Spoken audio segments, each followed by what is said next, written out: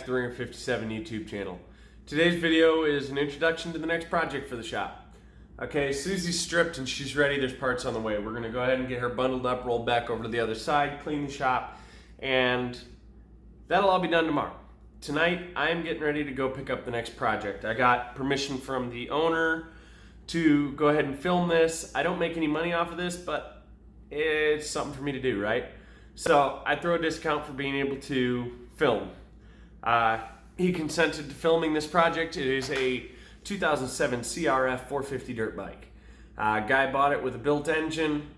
It's got some things I don't like. We'll go over those as we discover them. He can kick and kick and kick and kick. He spent 4 hours, 5 hours kicking on it till he broke through his boot and couldn't get it to run. The guy who built it kicked it, he said 50, 60, 80 times and got it to finally run. I went out and tried to kick it. I got a couple good kicks, and then it locked up tighter than a freaking cob. And it took a small act of Congress for us to get it to turn again.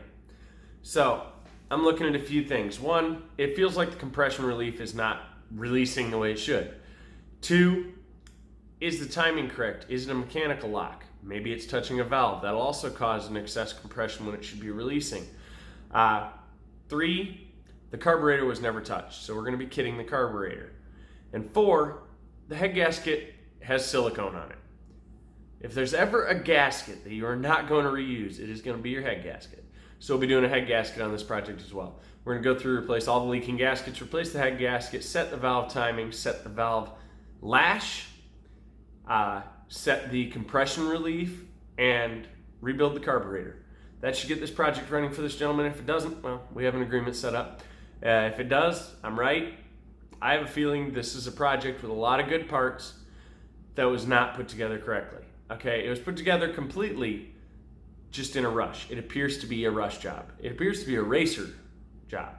So racers, like me, I have a habit when I'm working on my own race bike of slamming through things.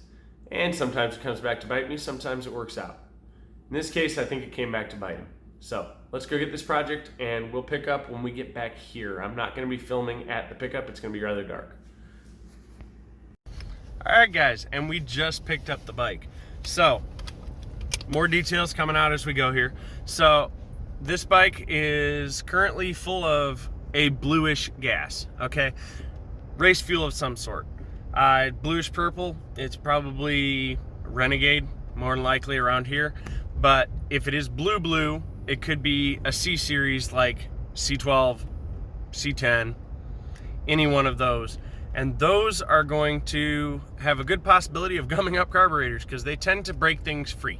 Not that they, as a fuel themselves, cause issues with carburetors, but through experience, I found that they break things loose into the carburetors. They're very, very good solvents. So that's a good indication it's time to clean carburetor. We're gonna do it anyway. We're gonna go ahead, like I spoke to him, we're gonna pull the jug. We're going as far as the base of the jug to verify the rings are good, the ring gap's good. It's exactly what he bought. We'll replace the base gasket, throw the head gasket on, which is, as predicted, leaking. It is now leaking coolant externally, not internally, but externally. So we'll go ahead and move forward from that.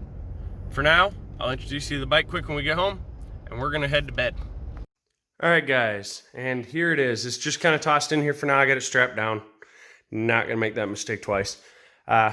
Sitting here chilling on the lift. So it's got a lot of things wrong with it, and something you'll hear me say a lot is a nothing special bike. This actually could be a something special bike, okay? It's got a recluse slider clutch, and it should, if he's been told right and the pictures are right, have a pretty vicious top end in it. However, we're missing a couple bolts to hold the head on. Makes me worry. We have RTV silicone on the head gasket, RTV silicone on the base gasket, and all this is not rainwater. This is antifreeze. So this thing is leaking antifreeze externally. It's leaking it from right there. See where it's dripping? The head gasket. So it's the first indicator, first place to start. What we're gonna do tomorrow is I'm gonna come in, pull the cam, pull the head, pull the jug, pull it, well, carb will be part of that, you get that. And we will go from there. We got gaskets on the way for a complete gasket engine set. We're gonna be replacing the side cover gaskets, base gasket, head gasket, valve cover gasket, all the good shit. We also got a carburetor kit on the way. This carburetor is not seated properly, nor is it clamped properly. So there's another thing to look at. There's a lot of things to look at. I have a feeling this is the definition of all the good without the effort. The bike seems to have been put together with a lot of good parts, if all the good parts that are supposed to be in here are in here. And it wasn't put together properly. So we'll get that knocked out tomorrow, get it tore down, see where we're sitting, move on from there. We're also going to check the compression release adjustment before and the valve lash before, because I have a sneaking suspicion one of those two is drastically off. Thanks for watching the Ring 57 YouTube channel, guys. I hope you guys enjoy the next project, enjoy following along. We're going to be doing basically what we're going to list this out as is top end and carburetor rebuild. That's basically all we're doing. I'm doing it at a pretty good price for the kid. Seems like a great kid. Seems like he got an honest deal. It just wasn't what he was expecting. So we'll get this knocked out, get this thing screaming, and if it is what it should be, it's going to scare me more than the 450 four-wheeler I rode after I got it going. And it was in the same general condition. Someone built a real hot motor, put everything together with all the best parts, and put it together like crap. So I put it together right, and that thing scared the shit out of me. So let's see if this thing does too.